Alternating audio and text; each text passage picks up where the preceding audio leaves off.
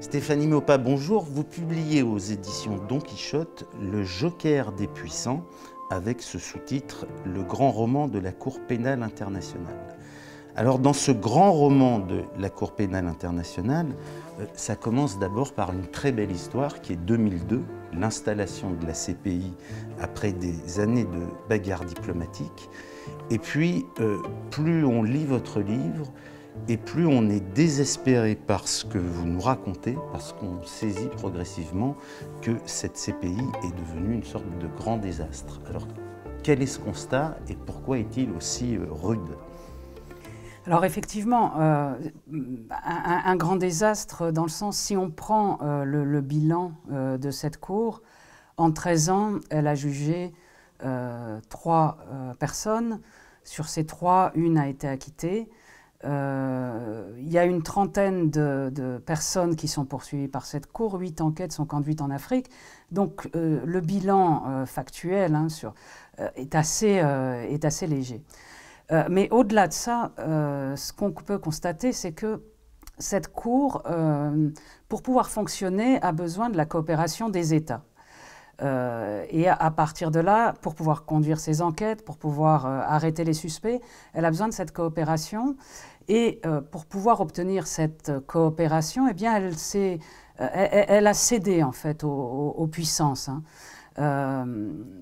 Les diplomaties, au moment où ils ont adopté ce traité qui allait créer cette Cour pénale internationale, il y avait un côté idéologique. On était plutôt favorable à l'idée de mettre fin à l'impunité, à l'idée de poursuivre les auteurs de génocide, crimes contre l'humanité et de crimes de guerre.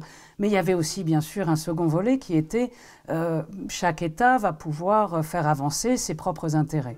Alors il y a toujours eu quand même une opposition farouche des États-Unis contre l'installation de ce concept de justice internationale et de cette institution. Mais on avait beaucoup parlé à l'époque de cette opposition des États-Unis et on s'aperçoit qu'effectivement, il y a également énormément d'autres États qui ont des stratégies un peu plus souterraines mais qui visent aussi à fragiliser au maximum cette CPI. Oui, en tout cas qui visent à se l'approprier, à l'utiliser pour leurs propres intérêts. C'est le cas de la France, c'est le cas par exemple de la Côte d'Ivoire aujourd'hui, qui a coopéré pour renvoyer Laurent Gbagbo à La Haye, mais qui ne coopère plus pour la suite des enquêtes qui éventuellement pourraient aboutir sur des mandats d'arrêt contre des partisans du clan Ouattara. Bon, on le voit aussi avec la République démocratique du Congo, on le voit avec différents États qui donc se servent de cette cour pour servir leurs propres intérêts.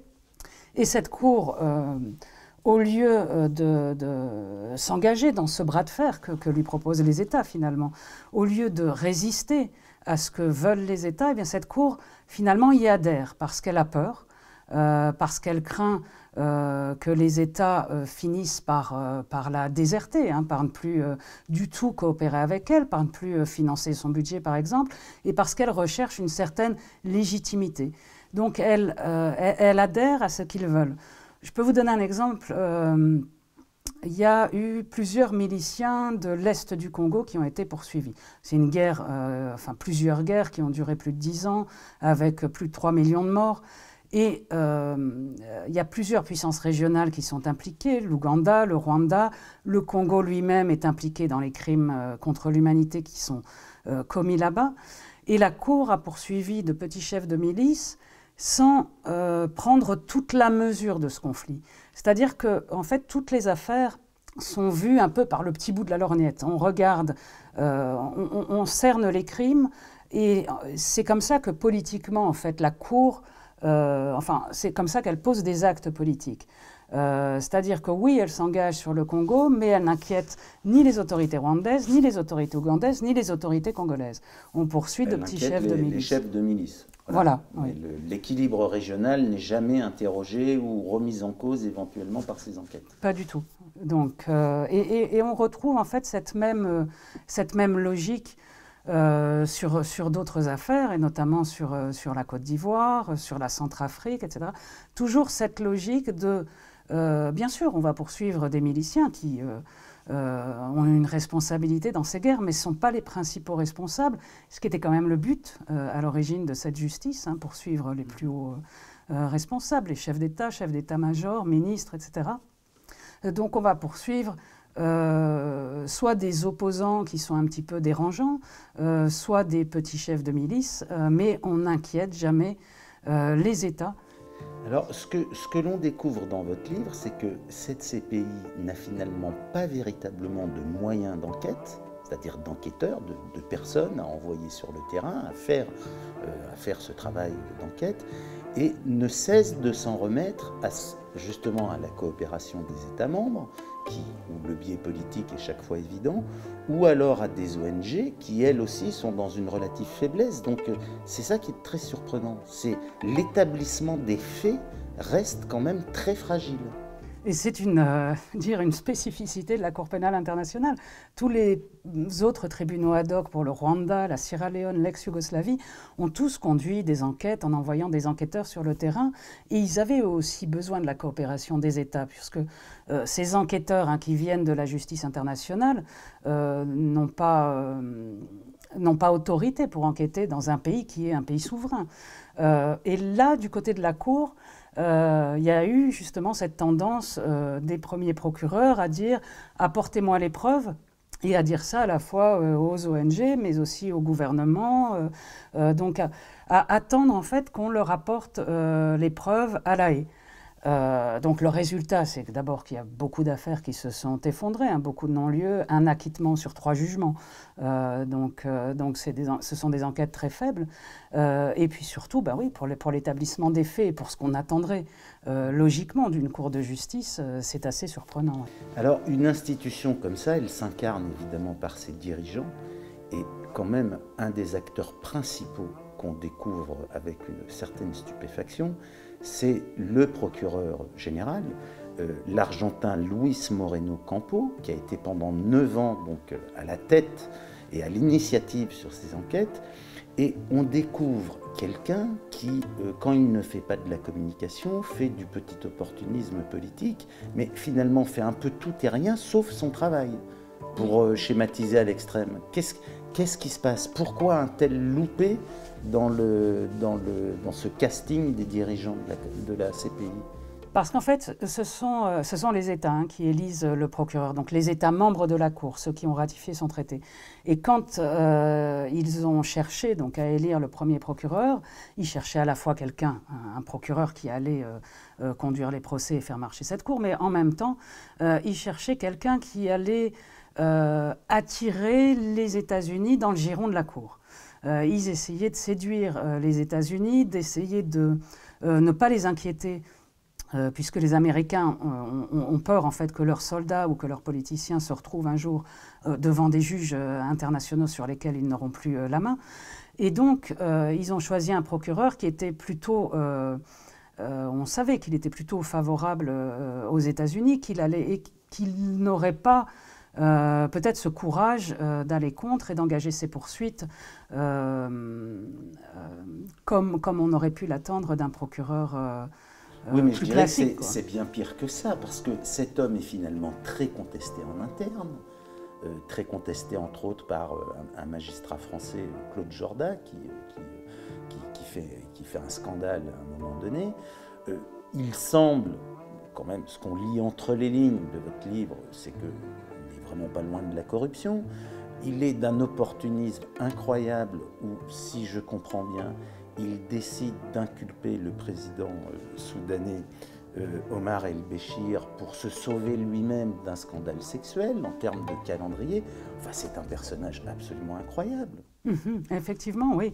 Et c'est un personnage qui n'avait pas qui n'est pas un bon juriste, qui n'est pas un bon enquêteur. Il avait travaillé avant en Argentine. Et bon, certains témoins de ce qu'il avait fait à l'époque contestent en fait ses qualités de procureur. Donc oui, effectivement, c'est un personnage qui était beaucoup plus médiatique qu'autre chose, qui a en fait ciblé sa politique sur la coopération avec les États, c'est-à-dire être main dans la main avec les États, ne pas leur faire peur, et puis sur la communication, c'est un personnage qui n'était pas très profond et pas très attaché sur le fond à son mandat.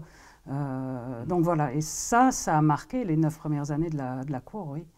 Alors, quand on parle Cour pénale internationale, donc justice internationale, on s'attendrait évidemment à ce que cette CPI soit saisie de là où est le chaos du monde aujourd'hui, c'est-à-dire où ces dernières années, c'est-à-dire l'Afghanistan, l'Irak et aujourd'hui, bien sûr, la Syrie. Or, elle n'est présente dans aucun de ces dossiers. Pourquoi ? Alors, sur la Syrie, elle n'a pas compétence, hein, puisque la Syrie ne fait pas partie de la Cour.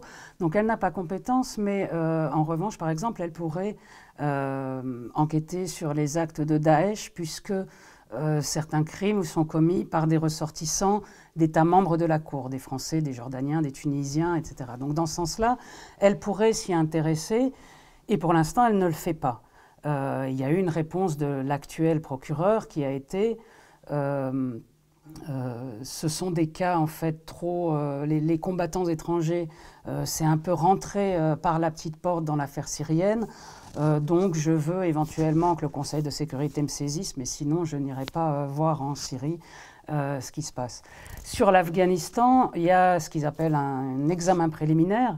Bon, c'est un peu de la poudre aux yeux, en tout cas jusqu'ici, puisque ça consiste un peu à montrer que la Cour n'enquête pas uniquement sur le continent africain, mais qu'elle s'intéresse aux crimes commis par ailleurs dans le monde. Donc il s'agit aussi pour cette CPI, quand on parle de l'Afghanistan et de l'Irak, de ne surtout pas embêter les États-Unis, puisque vous écrivez, la CPI est devenue une arme diplomatique au service des puissants, c'est une justice borgne qui condamne les crimes des peuples en déroute et non ceux des puissants.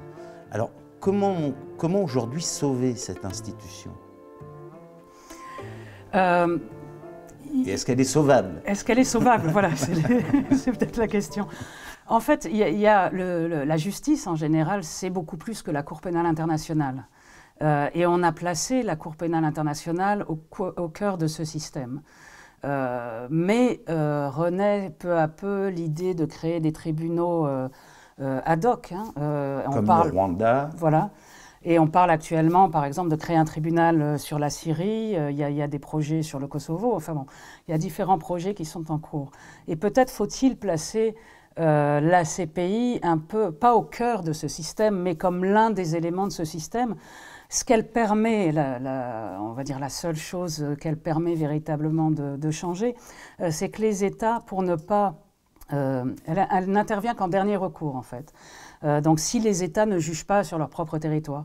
Donc au fur et à mesure du temps, les États adaptent leurs codes pénaux, essaient d'engager des poursuites sur leur propre territoire. Là, elle a une utilité, parce qu'elle fait changer le droit, parce qu'elle fait un peu bouger les choses dans les différents pays.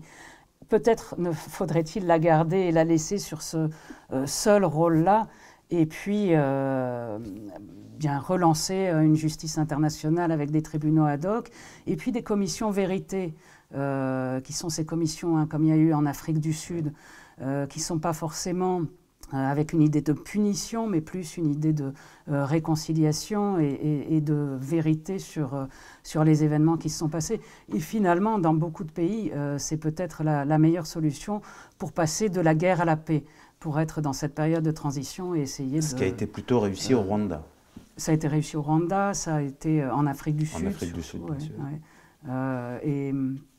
D'accord. Voilà. Stéphanie Maupas, merci beaucoup. Merci.